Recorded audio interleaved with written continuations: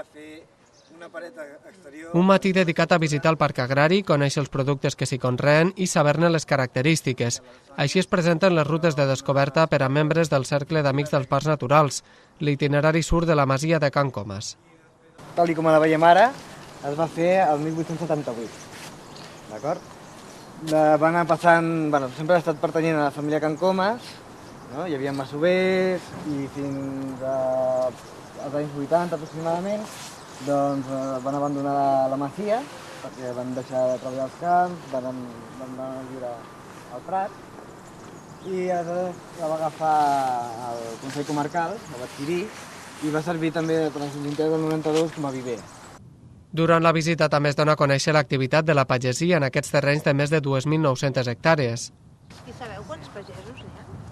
Aquí actualment professionals que es dediquin al 100%, uns 80, que estiguin també dins del tema del producte fresc i tot això, I en general, que s'hi dediquin al temps parcial i així no tan directament, es calcula que uns 800. El Parc Agrari també organitza activitats per al públic en general amb degustació culinària inclosa i alumnes de les escoles.